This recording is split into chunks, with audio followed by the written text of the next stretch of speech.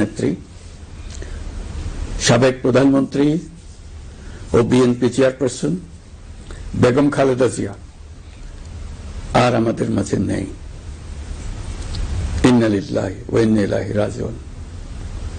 বেগম খালেদা জিয়ার ইন্তেকালে আমরা গভীরভাবে শোকাহত ও মর্মাহত।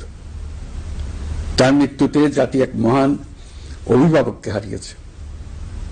এই গভীর শোকের মুহূর্তে আমি তার পরিবারের সদস্যবৃন্দ, রাজনৈতিক সহকর্মী এবং অগণিত কর্মী সমর্থকদের প্রতি সমগ্র জাতির পক্ষ থেকে আন্তরিক সমবেদনা জানাচ্ছি।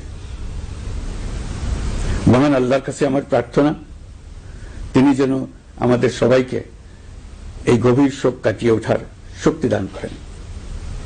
বেগম খালেদা জিয়া ছিলেন বাংলাদেশের রাজনীতিতে এক পরম মহিমান্বিত ব্যক্তিত্ব।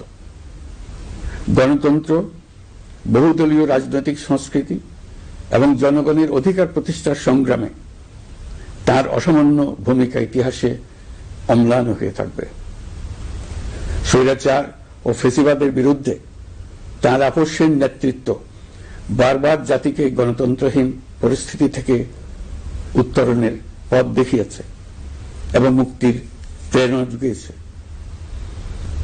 দেশ ও জাতির প্রতি তার সমুজ্জ্বল অবদান জাতি চিরকাল শ্রদ্ধার সাথে স্মরণ করবে।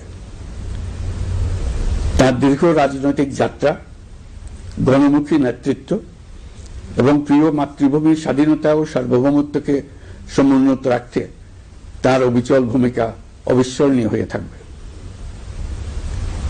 এমন একজন মহান দূরদর্শী ও নিখাদ দেশপ্রেমিক নেত্রীর শূন্যতা পূরণ হবার নয়।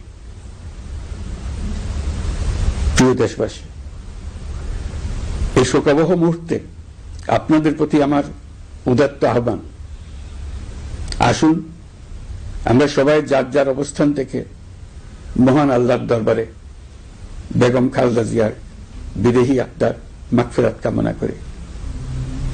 একই সঙ্গে জাতির এই কঠিন সময়ে আমরা যেন ঐক্যবদ্ধ থাকি। শোকের এই সময়ে কেউ যেন অস্থিতিশীলতা বা নাশকতার অপচেষ্টা চালাতে না পারে, সে বিষয়ে আমি সবাইকে সজাগ থাকার আহ্বান জানাচ্ছি। এই সময়ে আমাদের সবার দায়িত্বশীল ভূমিকা পালন করা অত্যন্ত জরুরি। প্রিয় দেশবাসী, সাবেক প্রধানমন্ত্রী বেগম খালেদা জিয়ার মৃত্যুতে আমি 3 দিনের রাষ্ট্রীয় শোক এবং আগামীকাল তার নামাজে জানাজার দিনে একদিনের সাধারণ ছুটি ঘোষণা করছি। নামাজে জানাজা সহ সব ধরনের শোক পালনে শৃঙ্খলা বজায় রাখার জন্য আমি সবার প্রতি বিনীত আহ্বান জানাচ্ছি। প্রিয় দেশবাসী, আমি জানি আপনারা সবাই এই সময়ে অনেক আবেগাপ্লুত। আমি আশা করছি শোকের এই সময়ে আপনারা ধৈর্যের পরিচয় দেবেন এবং তার জানাজা সহ সকল আনুষ্ঠানিকতা পালনে সংশ্লিষ্ট সবাইকে সহযোগিতা করবেন। মহান আল্লাহ তাআলা আমাদের সকলকে ধৈর্য, শক্তি ও ঐক্যবদ্ধ থাকার ক্ষমতা দেন। আল্লাহ হাফেজ।